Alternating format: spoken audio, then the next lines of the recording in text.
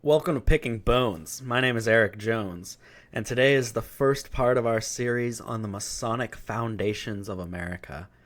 We're going to start by digging into the character of 007 himself, Agent John Dee, the occult scholar from the 1600s who was a part of the Elizabeth I's court.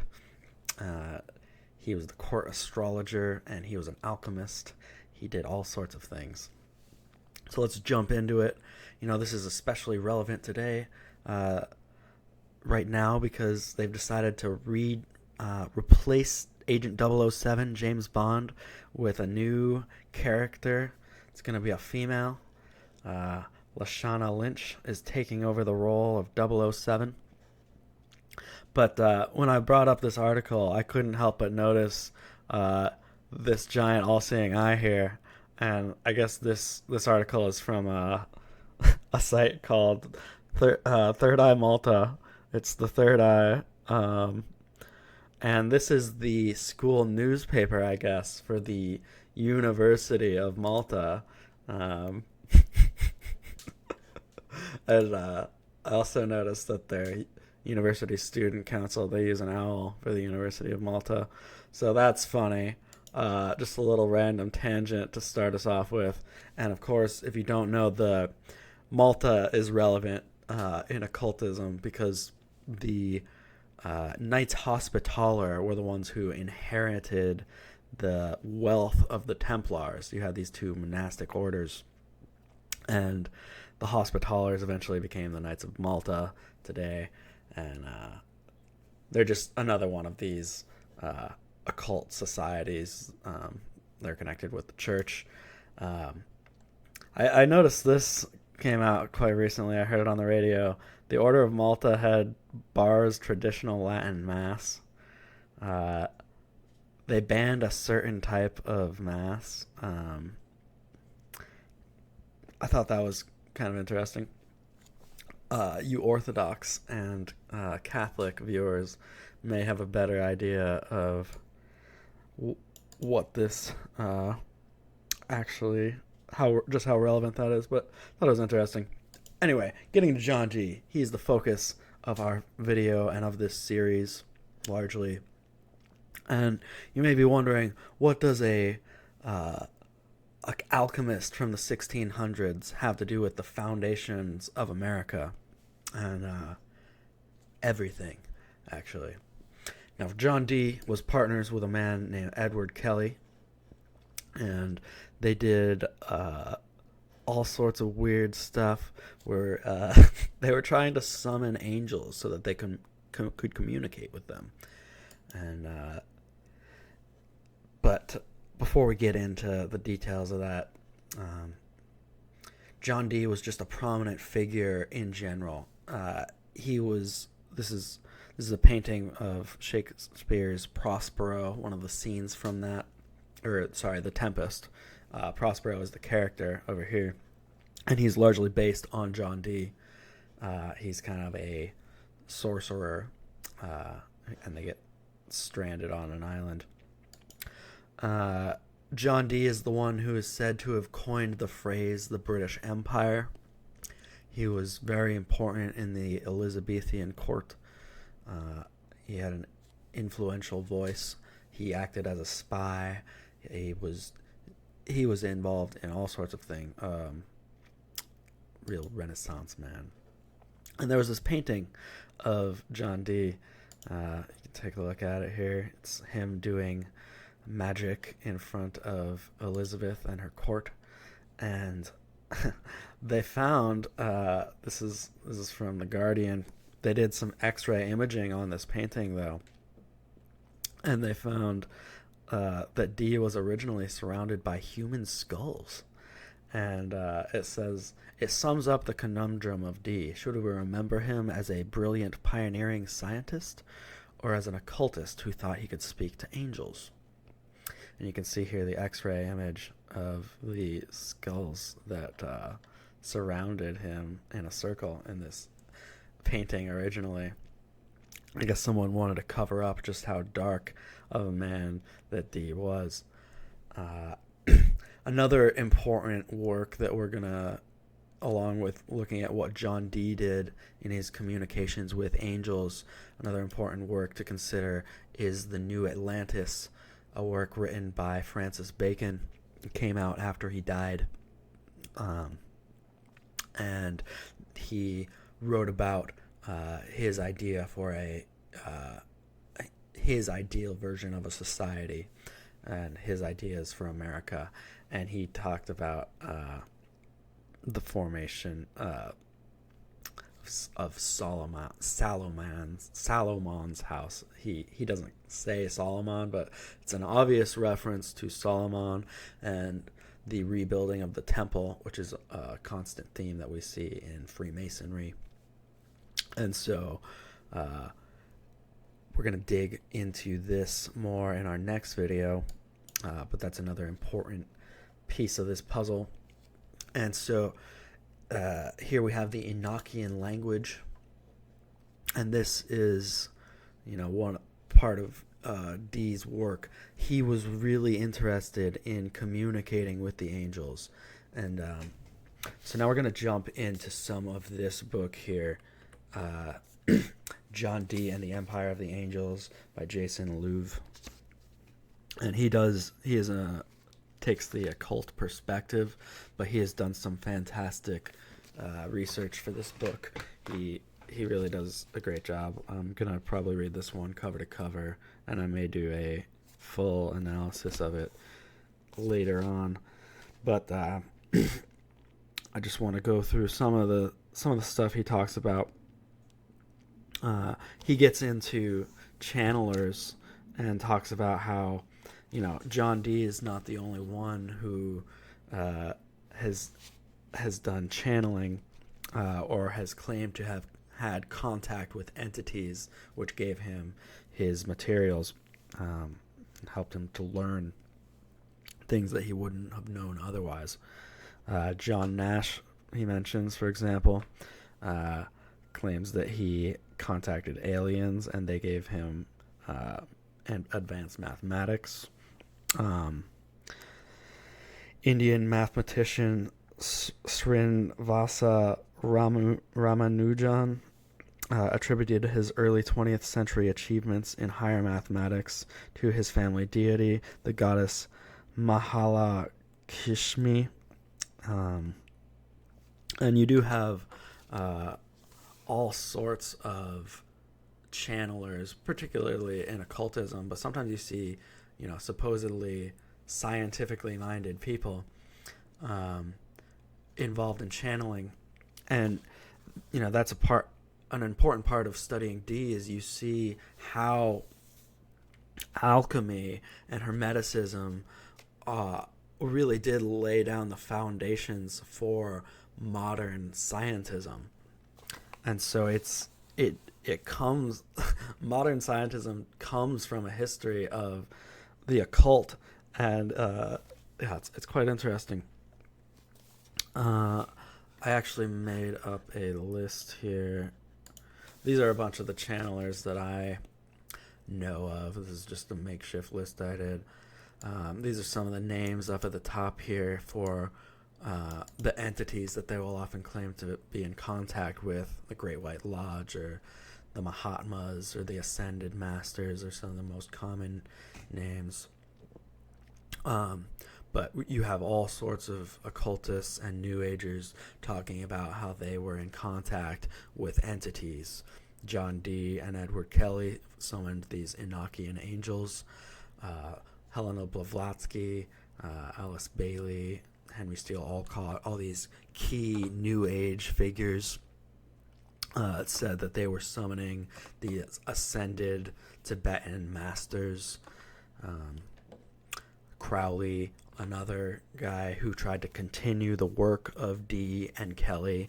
Aleister Crowley actually said that he was the reincarnation of Edward Kelly. Yeah, you've got all sorts of New Agers. I don't even know a lot of these people.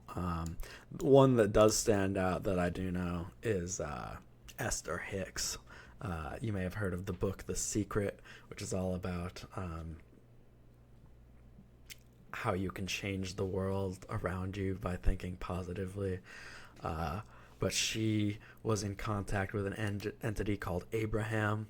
It's insane nonsense. The Secret is retarded.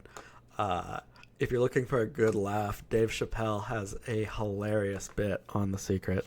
You can check that out. But anyway, moving ahead, he talks about Jason Louv talks about how the great chain of being was an important kind of way that people viewed the world in the Elizabethan age. And you kind of see there God and the angels up on the higher levels. And then you see at the bottom levels, the plants, and then you see the animals and the birds, and then humanity and the levels of angels.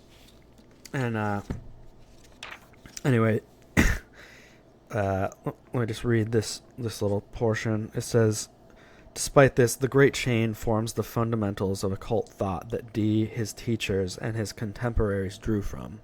By speaking to the angel, the chain suggests that an individual might work to repair his sinful sublunary nature and begin to climb upward towards God via emulation of the angels, rather than degenerating toward the lower realms.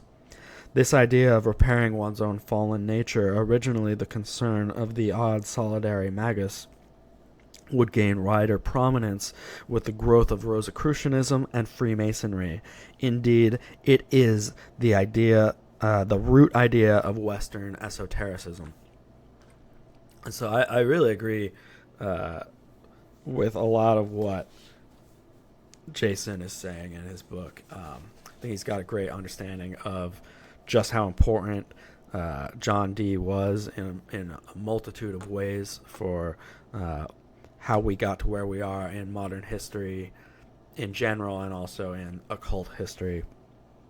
And this idea of working to ascend into a higher being, into godhood, we see this in the New Age, in Masonry, in all of these occult belief systems. And he says, he mentions here that Dame Frances Yeats, another historian, he created a theory or a thesis called the Warburg interpretation, or the Yeats thesis. And this is the grand narrative that Hermeticism laid the foundations upon which science was built. Yeats did more work than perhaps any other scholar before or since in reestablishing Hermeticism, alchemy, and magic as a necessary and vital part of the evolution of European thought. Completely agree. And he mentions here that John Dee did indeed sign his letters 007. I believe that came from the guy who originally said this was someone who worked with the writer of the Bond, Ian Fleming, the writer of the Bond novels. One of his guys that he was in the war with talked about how he got the inspiration for 007 from John Dee. I cannot remember that fellow's name off the top of my head. And so then we get into this idea of the new Atlantis, and we have both these angelic contacts and the writings of Francis Bacon on the new Atlantis, and these are both greatly influential in the ideas for the formation of America and what the utopia that these occultists would like to build should look like.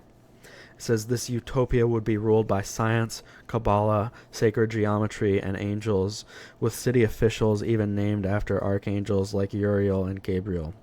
The city itself planned along almost Freemasonic lines of square and circle, microcosm and macrocosm, and the Kabbalistic numerology.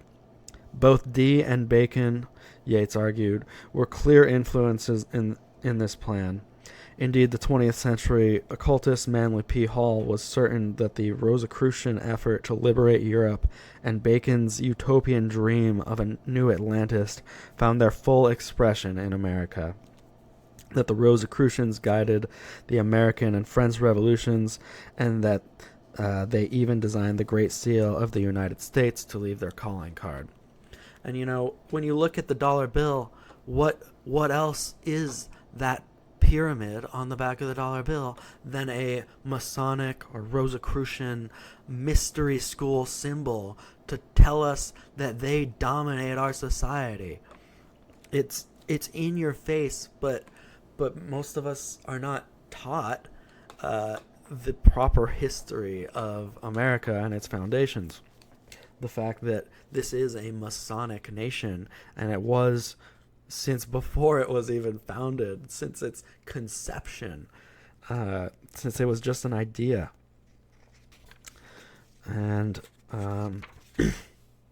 there was this other figure that's quite interesting called Ashmole, Elias Ashmole, and he was a Freemason. And he actually, it says here, his diary entry of this event was one of the first known references to Masonry in England. So this fellow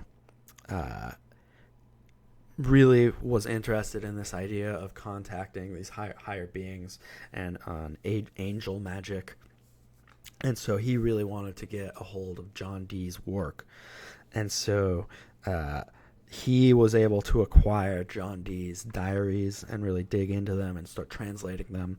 And this was in 1672 that he acquired John Dee's work. And it says here that through Ashmole, we can form a tentative link between Dee and Freemasonry. According to the Masonic scholar Arturo de Hoyos, Ashmole and his cohort may already have formed their own occult society by the time Ashmole joined the fraternity in 1646. The goal of this society was the literal reconstruction of Bacon's The House of Solomon on the island of Bensalem from the New Atlantis. That is, the literal realization of the invisible college in the New World. And so he's speculating here that similar to how the Bavarian Illuminati tried to use Freemasonry, that Ashmole came in with another kind of secret society and then began to transform Masonry into what it is today. He says, if Ashmole did indeed bring such a secret society with him into the pre-existing body of Masonry in order to use Masonry as cover, one can speculate that this could have helped catalyze the creation of modern Freemasonry in all its exoteric and esoteric forms. It is also possible, though not proven, that Ashmole himself created the Blue Lodge degrees of craft masonry. Entered apprentice, fellow craft, and master mason. And so Masonry is often just a kind of a base template of occult system that is then used by more powerful men that have their own agendas and secret societies. The whole structure of Masonry and the connected societies is quite a mess. But I often think of Masonry as kind of a starting point. So anyway, that's kind of our introduction episode for the Masonic foundations of America. In our next episode, we're going to dig into detail into the conversations that Dee and Kelly were having with these angels. What did the angels say to them? Why is this so relevant to the foundation of America? Because indeed, the angels, these beings that these men were in contact with, these beings had their own ideas for what they wanted America to look like, for how they thought that society should be formed. And I would be, 100% willing to say that these things were not angels, they were demons. I think it's pretty clear from a Christian perspective when you start looking at this stuff, what's actually going on here. So I look forward to doing the next part of this series, and I also have the first episode of my podcast coming out on Tuesday, is my hope for that. And for this podcast, it's generally going to be an interview show where I try to bring on different researchers. But on this first episode 0, I'm calling it, I'm just going to get into my story, how I got into researching the occult and secret societies and cults, why I do this, and what my goals are for the channel. And so that'll be on Tuesday. And the second part of this Masonic Foundations of America series will be coming out next Saturday. So hope to see you again, guys. Have a great day. Bye-bye.